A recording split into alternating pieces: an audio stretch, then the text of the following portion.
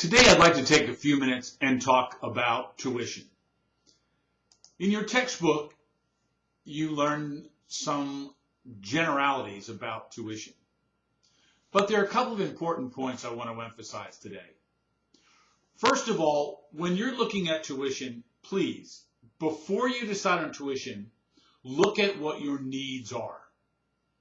Don't simply look at your tuition and say, well, we're going to increase tuition by 3%, 4%, 2%, 6%, whatever it would be, and then make the rest of your budget fit in. Too often people do that. From my standpoint, that is not an effective way to build a budget. Your tuition drives your educational programs, and it should be the other way around. Your educational programs should drive your budget and your tuition. What needs to happen in your schools is that you need to find out what are the expenses that you will incur next year and the year after that and the year after that in order to make sure that your school meets its goals and is carrying out effectively and efficiently your school's vision for Catholic education.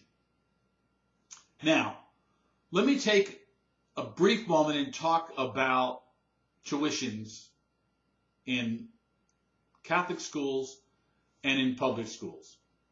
Some important facts to consider, and that is tuition fees paid by families constitute only a portion of the actual per pupil expenses. According to NCEA, the average per pupil tuition in parish elementary schools is $3,673, which is approximately 62.2% of the actual cost per pupil. The real cost is $5,387. About 93.9% of elementary schools provide some form of tuition assistance. Again, here are some interesting facts. The mean parish school tuition, again, is $3,673. Per pupil cost is actually $5,387. At the secondary level, the mean freshman tuition is $9,622, but the per pupil cost is $11,790. Now, the average public school per pupil cost was $10,652. Think about that. $10,652 is what the public school average is spending per pupil. What we're spending is $5,387, but really only charging people an average of $3,673 for an elementary school. Now, here's some other interesting facts. The highest per pupil spending in the United States, according to statistics from 2012, Washington, D.C. spent $18,667. New York spent $18,618. Alaska, $15,783. Connecticut, $14,906. Maryland, $13,738. Those are the ones with some of the highest per pupil spending. The lowest, Utah at $6,064, Idaho $7,106, Tennessee $8,065, Mississippi $8,119, North Carolina $8,409, and Texas $8,746. Now, when you look at the cost per pupil in the public schools versus our Catholic schools, what you find out rather rapidly is that what we do is costing a lot less than our public school counterparts. Now, why is that? Part of that is capital budget. It's also salaries and benefits. As you look at your tuition for your particular school, look at it in terms of the value that your parents are getting. When you start marketing your school, talk about the value of the education from a Catholic standpoint, a moral value standpoint, but also from the standpoint of the financial value. Yes, they're paying more, but we're doing more with less dollars. It's really important when you look at tuition to consider all the facts.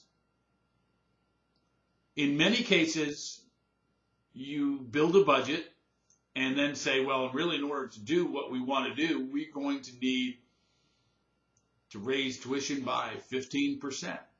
Is that realistic? Absolutely not. But what you need to do then is to take a look at your tuition and say, what is a workable tuition for our parents?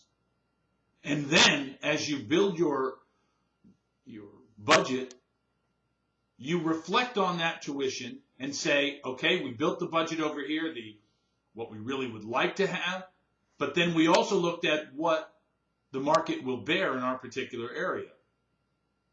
If you're in Mississippi or Alabama, to assume that you're going to be able to charge parents $8,000 or $9,000 for a Catholic elementary school, I don't think most parents would buy into that. Now, in some jurisdictions, that's fine.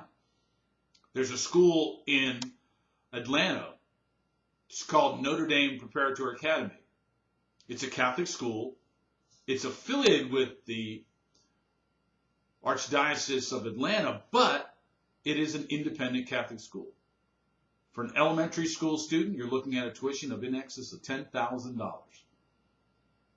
They have a full house. But the market in Atlanta will bear that because salaries in that area reflect it. In parts of North Carolina, South Carolina, Alabama, Mississippi, it's impossible for the parents to be able to pay exorbitant tuitions.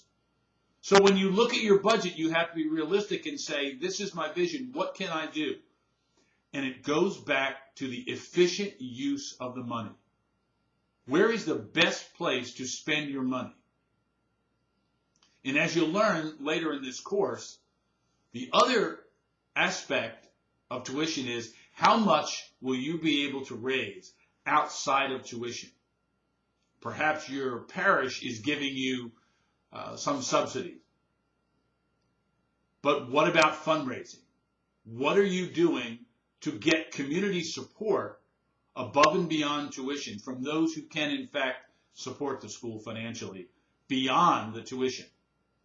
It's also important that you tell your parents. When you send out the tuition letter, make sure you tell them, this is what we're charging, this is what the actual cost is. That's important for them to know. As you look at tuition, one of the other items that your textbook mentions is uncollected tuition and financial aid. How do you provide assistance to your families who want a Catholic education but can't afford it? Now, there's a diocese in the Midwest that the bishop took a very aggressive stance several years ago and said, I want to create a Catholic school system where tuition is free. People thought he was crazy. In that jurisdiction right now, people do not pay a dime for Catholic education. He went to the community and raised an enormous amount of money and set up a plan. Again, it goes back to the vision. The vision for your school, individual school as well as your school system. He built a plan, put it in action, and again, is fundraising a part of that? Absolutely. But he knew what he was trying to do. Those schools have full enrollments now. Why? Because he built a strong foundation. Our schools have changed over the years. Why? Because originally when we started, we had sisters and brothers and priests who worked for little or no money. Now, the brothers, the sisters, the priests are no longer in our schools in the numbers that they once were. We're paying lay salaries.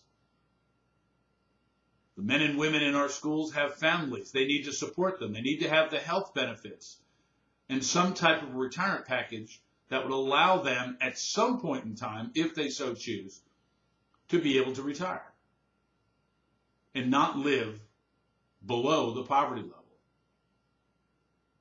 As you look at your tuition, you need to consider all those factors, as well as what is the percentage of bad debt that you'll have. That simply means how many families will not be able to pay their tuition. And then coming up with a policy of how do you go about trying to collect that. That's an important concept. And it goes back to your mission as a Catholic school. But also keeping in mind that you're a business. If you don't have the resources to keep your school open, it will not remain open. All the good thoughts will go simply down the drain. And our Catholic schools will be nothing more than a footnote in history. I firmly believe that the next generation of Catholic school leaders must look at school budgeting and finance differently if we are to be in existence for generations to come. I hope these thoughts have helped you in viewing tuition and in considering how you, as a principal, will build your budget and your tuition base for your school. As always, if you have any questions or comments, please feel free to contact me. Thank you for listening and have a good day.